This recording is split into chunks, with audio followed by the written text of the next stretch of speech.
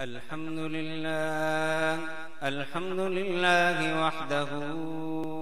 والصلاة على من لا نبي بعده، وعلى آله وأصحابه أجمعين.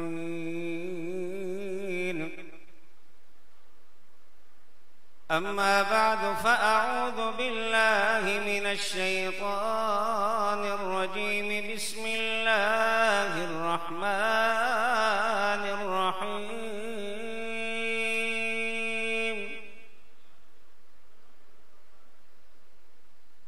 ما كان محمد أبا أحد من رجالكم ولكن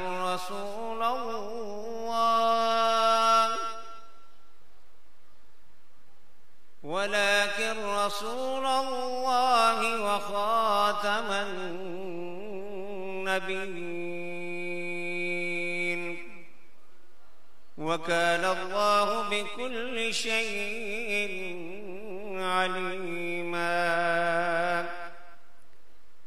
آمنت بالله، صدق الله مولانا العظيم، وبلغنا رسوله النبي الكريم الأمين، ونحن على ذلك لمن الشاهدين والشاكرين، والحمد لله رب العالمين. مولاي صل وسلم دائما أبدا على حبيبك خير الخلق كلهم،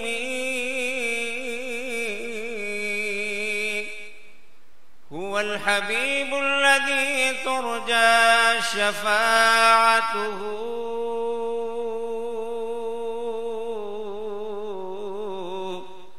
لكل هول من الأهوال مقتحم. ما إن مدحت محمدا بمقالتي، ولكن مدحت مقالتي بمحمد. بلغ العلا بكماله،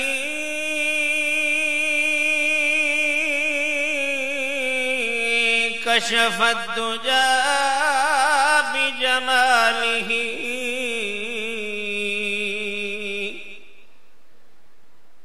حسنت جميع خصاله،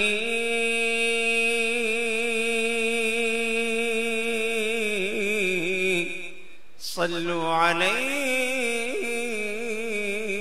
وآله. اللهم صل على سيدنا مولانا محمد وعلى آل سيدنا مولانا محمد وبارك وسلم وصلی علیہ. مرکزی جماعت اہل سنت کراچی کے زیر اہتمام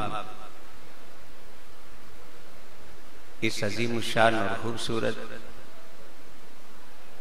جامع مسجد میں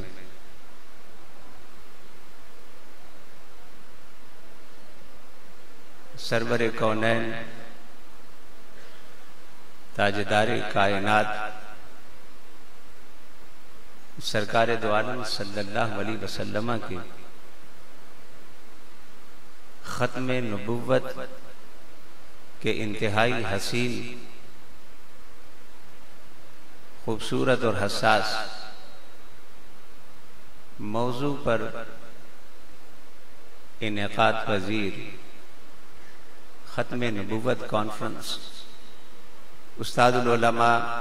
حضرت علامہ مفتی عبدالعلیم صاحب ہزاروی دامت برکاتہم العالیہ، مفتی عبدالعلیم صاحب دامت برکاتہم العالیہ اور دیگر مقتدر علماء کرام جو اس مسجد میں جہاں حضرت علامہ مفتی عبدالحلیم ہزاروی رحمۃ اللہ تعالی علیہ کی خوبصورت یادیں ہیں، میں آپ تمام احباب، شرکائے مجلس، حاضرین و ناظرین اور جہاں جہاں تک آواز جا رہی ہے سب کی خدمت میں السلام علیکم ورحمۃ اللہ وبرکاتہ۔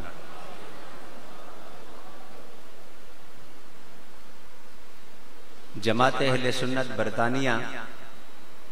جس کے نظامت اور جنرل سیکرٹری کی ذمہ داری ہے میرے پاس اور ترجمان کی، تو جماعت اہل سنت برطانیہ کے بہاف پر اور ان کی نیابت میں بھی میں مرکزی جماعت اہل سنت کراچی کو اس عظیم الشان کانفرنس کے انعقاد پر دل کی گہرائیوں سے مبارکباد پیش کرتا ہوں۔ اکابر علماء تشریف فرما ہیں اور ان کے ارشادات عالیہ سے اور اس انتہائی اہم موضوع پر ان کے افکار سے آپ تمام ہم سب مستفید ہوں گے۔ کسی طویل گفتگو کا وقت نہیں، لیکن مختصراً کچھ معروضات اس موضوع کے حوالے سے گوش گزار کر کے آپ سے اجازت چاہوں گا۔ ویسے تو علماء کرام سے آپ نے بارہا سنا ہوگا کہ قرآن مجید فرقان حمید میں کم و بیش 100 کے قریب ایسی آیات مبارکہ ہیں، علماء نے ان کا ذکر بھی کیا، تحریراً بھی تقریراً بھی، جو نبی کریم صلی اللہ علیہ وسلم کے ختم نبوت کے مضمون کو اور موضوع کو بیان کرتی ہیں، اور کم و بیش 200 سے زائد ایسی احادیث مبارکہ ہیں جو اس موضوع کو بیان کرتی ہیں اور وضاحت سے، صراحتاً، التزاماً، تضمناً، کئی حوالوں سے اس انتہائی اہم موضوع کا احاطہ کرتی ہیں، اور اس سے بڑھ کر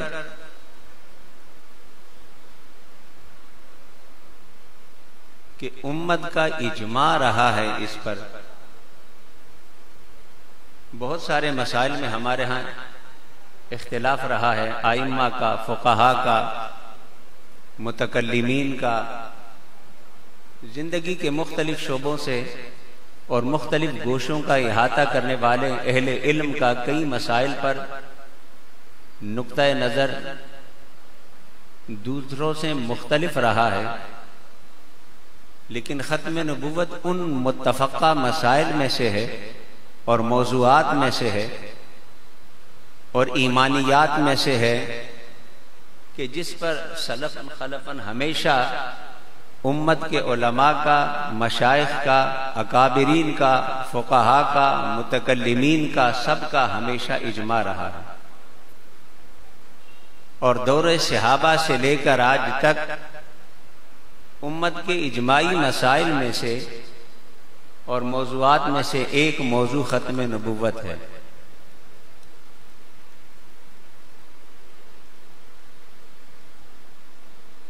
لیکن وہ آیت مبارکہ جو میں نے تلاوت کی، ان آیتوں میں سے ایک آیت سورہ احزاب کی، اس کا نمبر 33 ہے، ورس نمبر 40، اس میں ارشاد باری تعالیٰ ہے، ما کان محمد ابا احد من رجالکم ولکن رسول اللہ وخاتم النبیین۔ ان تمام پس منظر اور تفسیری معارف اور نکات کی طرف جائے بغیر وہ جو آخری پیغام ہے کہ اے میرے محبوب، جہاں ہم نے آپ کو دیگر شانیں عطا کی دیگر عظمتیں عطا کی اور آپ کو فضیلتیں عطا کی، ان شانوں میں سے، ان فضیلتوں میں سے، ان کمالات میں سے اور ان خصوصیات و خصائص میں سے آپ کا ایک کمال، آپ کی ایک شان اور آپ کی عظمت و رفعت کا ایک پہلو، وخاتم النبیین، میرے محبوب آپ سے پہلے جتنے بھی تشریف لائے، جتنے بھی انسانیت کی ہدایت کے لیے مبعوث ہوئے، پیغمبر بن کر آئے، نبی بن کر آئے، رسول بن کر آئے، کم و بیش 1,24,000 انبیاء کرام اور ان میں سے 313 رسول، پھر ان میں سے جتنے اولو العزم تھے وہ سارے، ہر ایک کے اپنے اپنے کمالات ہیں۔ ایک تو بات جو اہل محبت ہمیشہ بیان کرتے ہیں کہ حسن یوسف دم عیسیٰ ید بیضاداری، آنچ خوباں ہما دارن تو تنہا داری، جتنے کمالات حضرت آدم علیہ السلام سے لے کر حضرت عیسیٰ علیہ السلام تک انفرادی طور پر 3 3 5 6 7 9 تک جتنے کمالات فردن فردن انبیاء کرام کو عطا کیے، کسی کو حسن کا جلوہ عطا کیا، کسی کو دم عیسیٰ کے حوالے سے جانا جاتا ہے، کسی کو ید بیضا کے حوالے سے جانا جاتا ہے، مگر آنچ خوبا ہما دارن تو تنہا داری، جو کمالات ہم نے سارے انبیاء کرام کو عطا کیے، انفرادی طور پر عطا کیے، وہ سارے کے سارے کمالات ہم نے آپ کی ذات میں جمع فرما دیے۔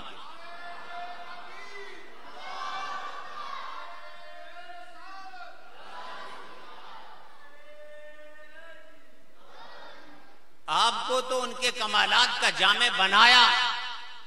کہ ان میں کوئی ایسا کمال نہیں جس کی جھلک تکمیلی شان کے ساتھ آپ کی ذات میں نہ پائی جاتی ہو، یعنی وہاں پر حسن ہے مگر یہاں تکمیلی شان کے ساتھ وہی حسن ذات مصطفیٰ میں بھی جلوگر ہے۔ وہاں حسن ہے، حسن اپنی شان کے مطابق ہے، یہاں بھی حسن ہے مگر وہاں وہ حسن یوسف ہے، یہاں تکمیلی شان کے ساتھ حسن محمد مصطفیٰ ہے۔ اس لیے فرمایا کہ حسن یوسف پہ کٹی مصر میں انگشت زنا،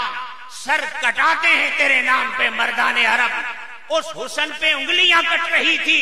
یہاں پر مردان عرب بن دیکھے سر کٹا کر راضی ہے، بن دیکھے سر کٹا کے راضی ہیں۔ اس کو اپنی سعادت سمجھتے ہیں، اسے اپنی نجات سمجھتے ہیں کہ اس میں محمد مصطفیٰ پر، حسن محمد مصطفیٰ علیہ تحیت و ثنا پر ہماری جانیں نچھاور ہو جائیں، تو وہاں حسن ہے، یہاں تکمیلی شان کے ساتھ ہے۔ انہیں کمالات عطا کیے، مصطفیٰ کو تکمیلی شان کے ساتھ وہ سارے کمالات عطا کیے۔ یہ تو ایک پہلو ہے ذات مصطفیٰ کا، لیکن اگلا پہلو یہ ہے کہ ان کے جو کمالات تھے وہ تو ذات مصطفیٰ میں جلوگر نظر آتے ہیں، مگر کچھ کمالات مصطفیٰ ایسے ہیں، کچھ شان مصطفیٰ کی ایسی ہیں، کچھ خصائص مصطفیٰ ایسے ہیں جو فقط ذات محمد مصطفیٰ میں نظر آتے ہیں، پوری کائنات میں کسی کی ذات میں نظر نہیں آتے، کسی کی ذات میں نظر نہیں آتے۔ اور ان خصائص میں سے علماء نے کتابیں لکھی ہیں اس موضوع پر، خاص رسول اللہ کے خصائص پر، آپ کے کمالات پر، آپ کے امتیازات پر، اور ایک خصوصیت کہ آج جس کا ہم اور آپ ذکر کر رہے ہیں وخاتم النبیین، حضور نے فرمایا کہ یہ نبوت کے سلسلے چلتے رہے تھے۔ وَإِلَىٰ عَادٍ أَخَاهُمْ هُودًا وَإِلَىٰ ثَمُودَ أَخَاهُمْ صَالِحًا وَإِلَىٰ مَدْيَنَ أَخَاهُمْ شُعَيْبًا وَأَرْسَلْنَا إِلَىٰ بَنِي إِسْرَائِيلَ، حضرت عیسیٰ علیہ السلام کے بارے میں کہیں وَإِلَىٰ عَادٍ أَخَاهُمْ هُودًا، قوم عاد کی طرف حضرت ہود علیہ السلام کو بھیجا، وَإِلَىٰ ثَمُودَ أَخَاهُمْ صَالِحًا، قوم صالح کی طرف، وَإِلَىٰ ثَمُودَ قوم سمود کی طرف حضرت صالح علیہ السلام کو بھیجا، وَإِلَىٰ مَدْيَنَ أَخَاهُمْ شُعَيْبًا، اصحاب مدین کی طرف حضرت شعیب علیہ السلام کو بھیجا۔ کہیں پیغمبر قوم موسیٰ کی طرف ہیں، کہیں پیغمبر قوم عیسیٰ کی طرف ہیں، زمانوں کی قید کے ساتھ، مکان کی قید کے ساتھ، وقت کی قید کے ساتھ، لیکن جب باری آتی ہے آمنہ کے لال کی تو فرمایا تبارک الذی نزل الفرقان، پاک ہے وہ ذات جس نے نازل کیا اس کتاب کو قلب محمد مصطفیٰ کے، لیکون للعالمین نذیرا، وہ زمانوں کے لیے تھے، وہ خاص مکانوں کے لیے تھے، وہ خاص قبیلوں کے لیے تھے، وہ خاص افراد کے لیے تھے، پر میرے محبوب ہم نے آپ کو عالمین کے لیے رسول بنا کر بھیجا، عالمین کے لیے پیغمبر بنا کر بھیجا، وما ارسلناک الا رحمۃ للعالمین، ہم نے آپ کو عالمین کے لیے رحمت بنا کر بھیجا۔ آپ کی نبوت، آپ کی رسالت میرے محبوب نہ زمانی ہے نہ مکانی ہے، اب صبح قیامت تک چاند بدلی رسولوں کی ہوتی رہی پر نہ ڈوبے نہ ڈوبا ہمارا نبی، اب صبح قیامت تک چراغ و روشنی نبوت مصطفیٰ سے ساری کائنات منور بھی ہوتی رہے گی، ساری کائنات روشن بھی ہوتی رہے گی۔ یہ وہ عقیدہ ہے جس کے لیے آج آپ ختم نبوت کانفرنس منعقد کر رہے ہیں۔ ہمارے لوگ اکثر علماء کہتے ہیں، دلائل دیتے ہیں، اور دلائل دیے جانے چاہیے، ختم نبوت پر بات ہونی چاہیے۔ بڑے بڑوں نے جرت کی، بڑوں بڑوں نے جرت کی، اپنے آپ کو قبیلے کہلانے والے، اپنے آپ کو خاندان کے سربراہ کہلانے والے، جنہوں نے سمجھا کہ شاید قریش کے اس فرد کا،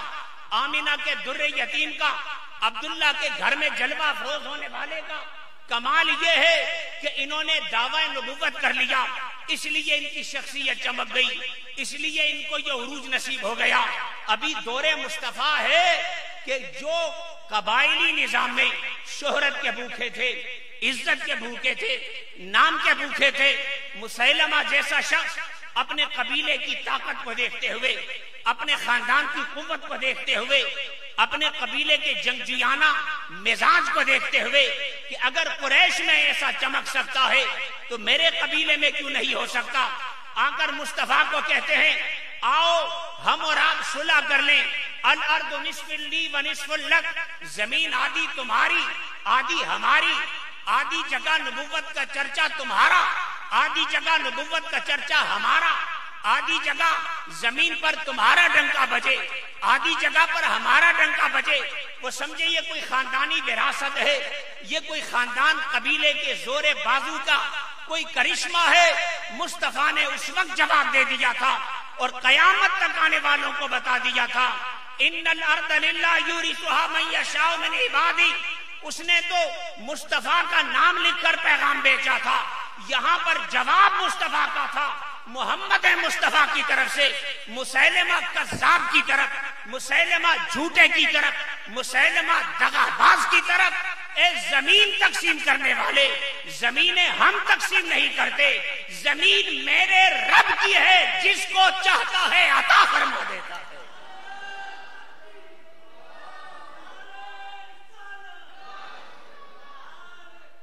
تو جسے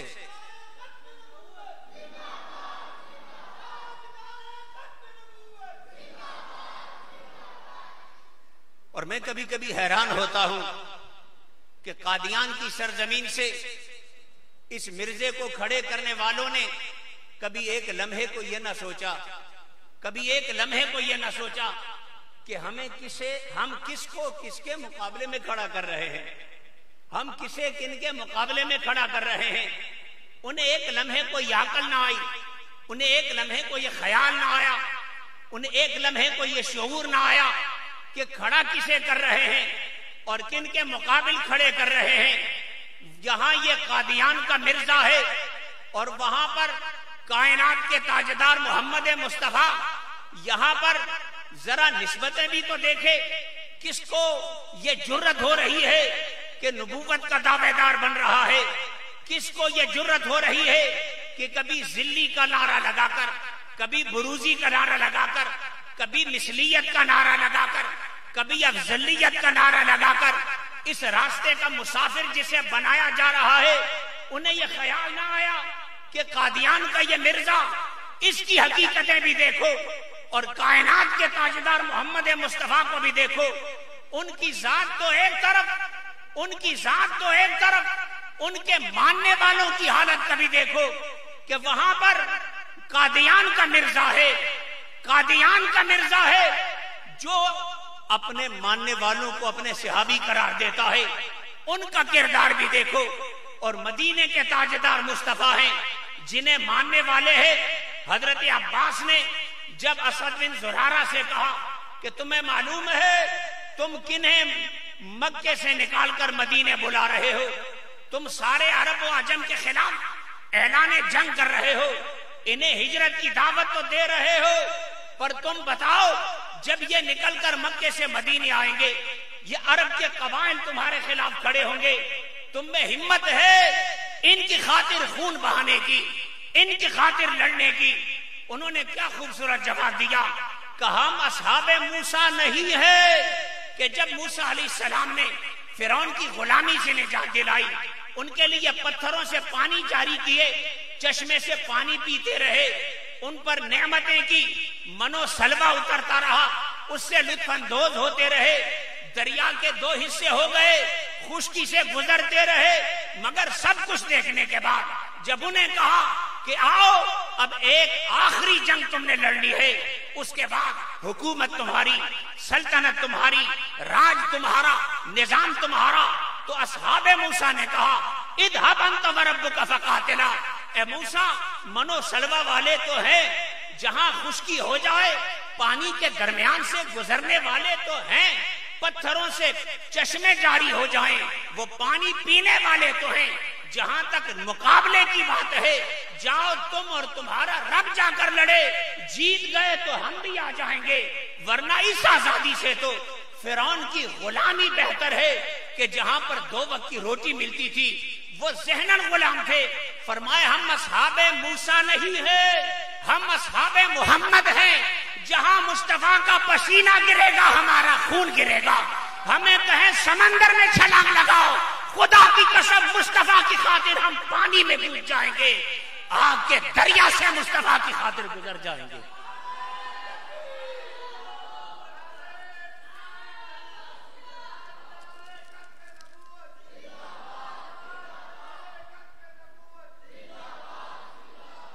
انہوں نے ایک لمحے کو یہ نہ سوچا کہ ہم کسے کھڑا کر رہے ہیں، جن کے ماننے والوں کا عالم یہ ہے۔ حضرت زید بن دسینہ جب انہیں سزا ہونے لگی، سولی چڑھایا جانے لگا، آخری وقت ہے، آخری لمحات ہیں، ہر ایک جانتا ہے کہ اب یہ چند لمحوں کا مسافر ہے، اس کے بعد جسم کا روح سے کوئی تعلق نہیں رہے گا۔ ان آخری لمحوں میں ان سے سوال ہوتا ہے کہ مرتے ہوئے بندہ جھوٹ نہیں بولتا، بندہ سچ بولتا ہے، ایمانداری سے بتاؤ اس وقت جب تمہارے سامنے موت کھڑی ہے کیا تمہیں خیال نہیں آتا کہ جن کی وجہ سے تمہارا یہ حشر ہو رہا ہے، جن کی وجہ سے تمہیں یہاں پہنچایا گیا ہے،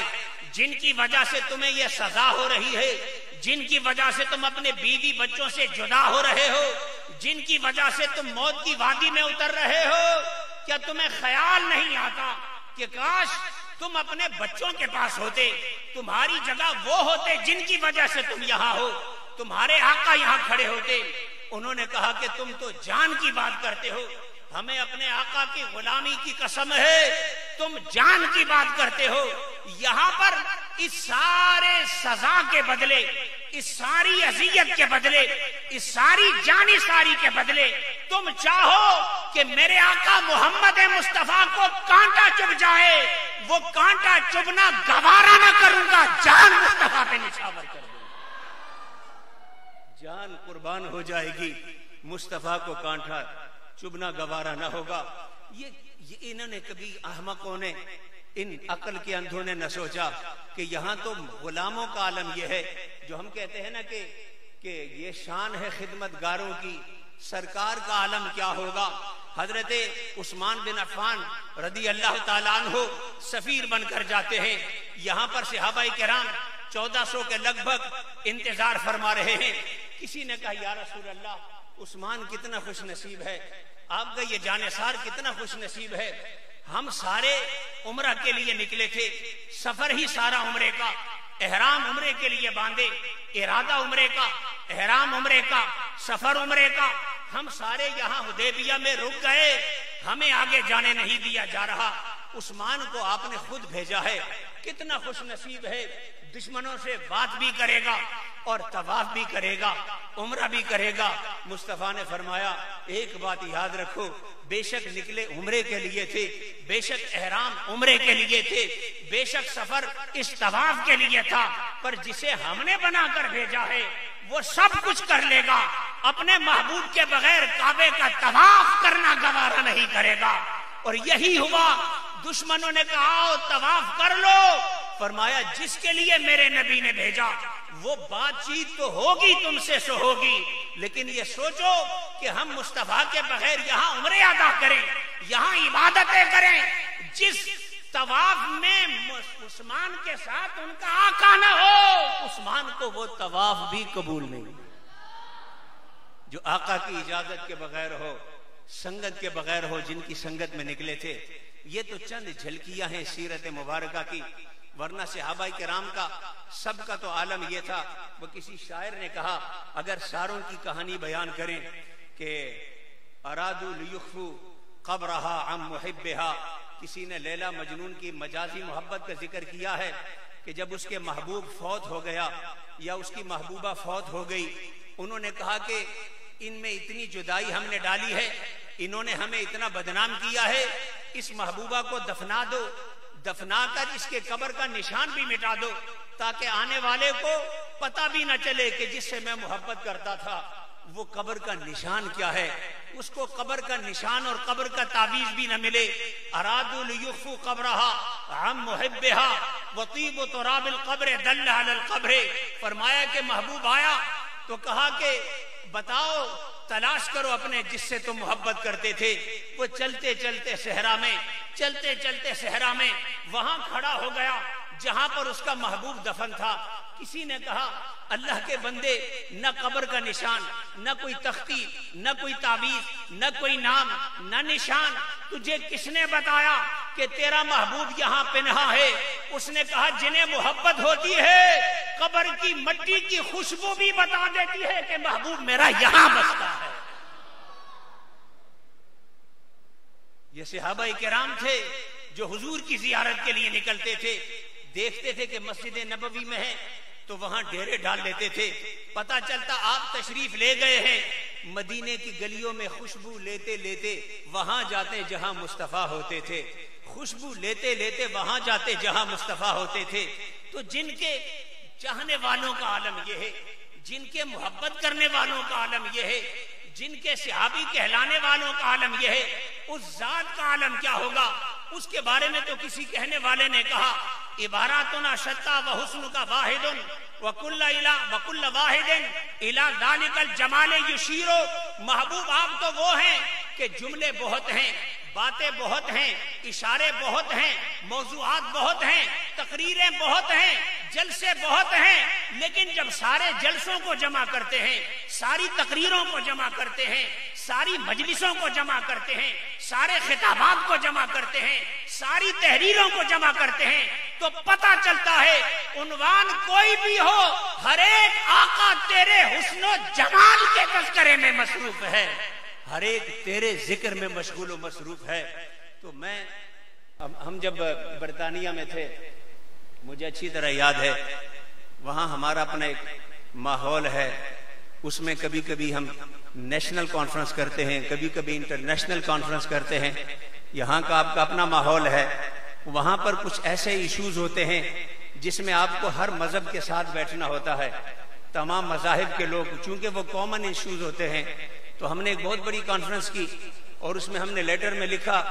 کہ یہ ہماری چونکہ ایک قومی کانفرنس ہے اور ایک انسانی مسئلہ ہے، تو یہاں پر ہم نے عیسائیوں کے نمائندے کو بھی بلایا ہے،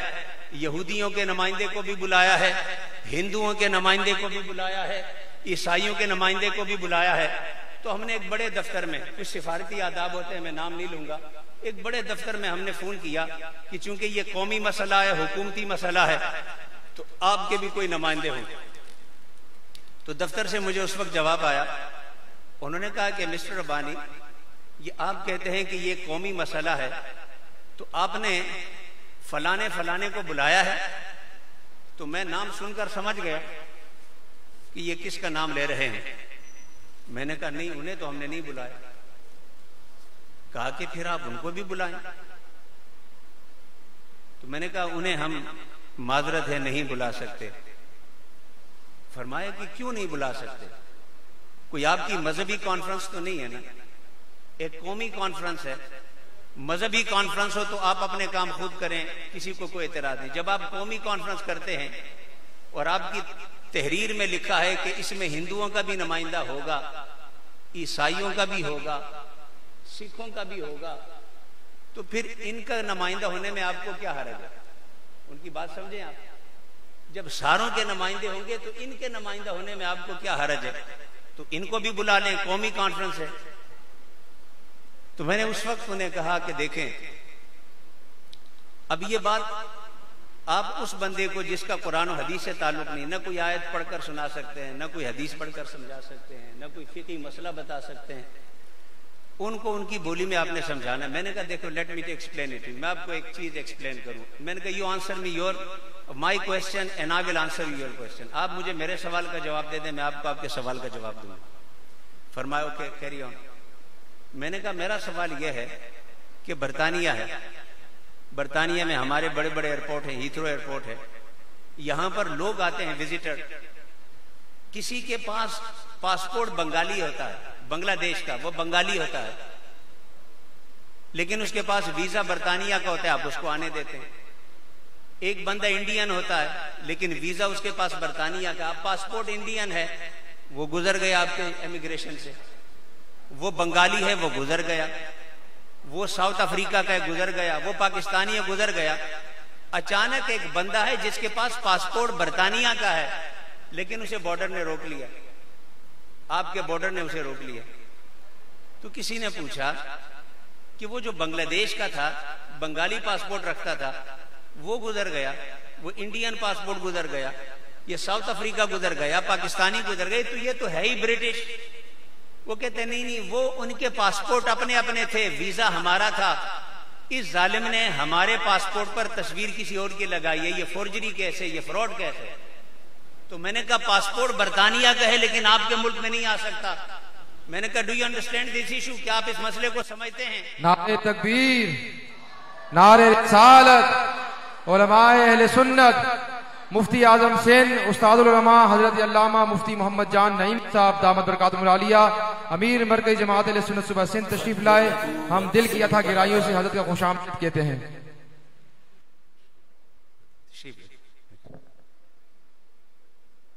تو میں نے کہا کہ برطانیہ کا بندہ برطانوی ایئرپورٹ پہ روک دیا گیا، بنگالی اجازت، انڈین اجازت، پاکستانی اجازت اور برٹش سٹاپ۔ وجہ کیا ہے کہ بے شک وہ غیر ملکی ہے مگر اس کا ویزا ہے، یہاں پر پاسپورٹ برطانوی ہے لیکن فورجری کیسے، فراڈ ہے۔ تو میں نے کہا کہ what do you mean by this؟ آپ کے اس بات سے بات میں آپ کی سمجھ گیا، آپ مجھے کیا سمجھانا چاہتے ہیں؟ میں نے کہا ہمارے ہاں جب ہندو آتا ہے تو ہم اپنی قوم کو بتاتے ہیں یہ ہندو ہے، ہندوؤں کا نمائندہ ہے۔ ہمارے پاس جب عیسائی آتا ہے ہم اپنے لوگوں کو بتاتے ہیں یہ عیسائی ہے، عیسائیوں کا نمائندہ ہے۔ ہمارے پاس جب سکھ آتا ہے ہم کہتے ہیں یہ سکھ کمیونٹی کا لیڈر ہے، سکھوں کا نمائندہ ہے۔ میں نے کہا یہ وہ ہیں کہ انہوں نے پاسپورٹ ہمارا رکھا ہوا ہے، تصویر کسی اور کی لگائی ہے۔ میں نے کہا یہ تمہارے قانون میں بھی جرم ہے، یہ ہمارے قانون میں بھی جرم ہے۔ انہیں کہو اپنے پاسپورٹ سے سفر کریں، اپنی شناخت سے سفر کریں۔ یہ نام ہمارے آقا کا لیتے ہیں، نام ہمارا استعمال کرتے ہیں۔ میں نے کہا ہم تو اس ملک میں رہتے ہیں کہ بیوی کا کارڈ شوہر استعمال نہیں کر سکتا، شوہر کا بیوی استعمال نہیں کر سکتی،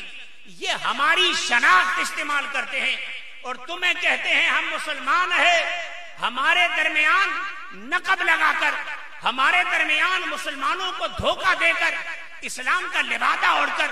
قرآن کا لبادہ اوڑھ کر، مسجد کے مینار کا لبادہ اوڑھ کر۔ میں نے کہا یہ دنیا کے ہر قانون میں جرم ہے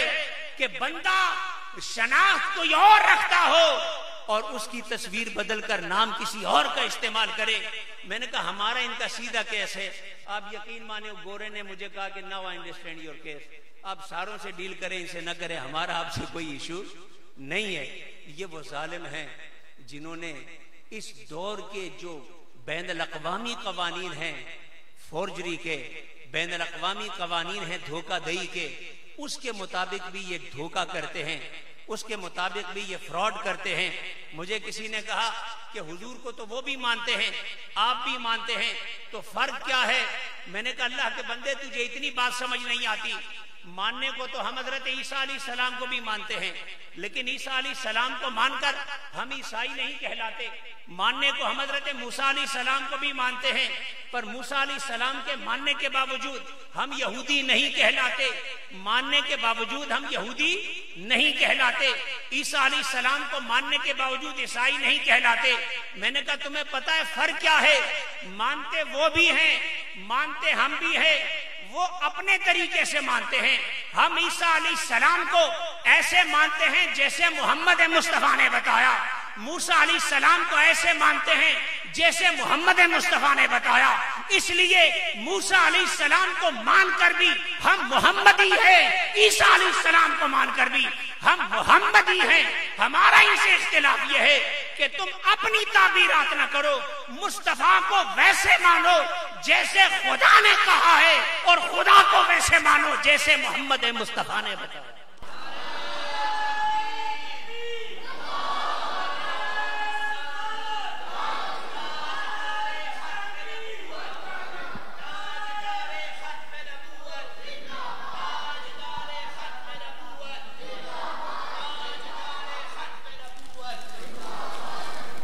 میرا خیال ہے کہ جتنا مجھے نہیں کہنا چاہیے تھا اس سے میں زیادہ کہہ گیا ہوں. بڑے بڑے علماء بیٹھے ہیں، مربوط گفتگو کا نہ وقت تھا نہ کسی باقاعدہ مفصل تقریر کا یہ موقع. جتنا میں نے کہا، جو لغزش ہے اللہ معاف فرمائے، جو حق ہے اللہ قبول فرمائے. وآخر دعوانا ان الحمدللہ رب العالمین.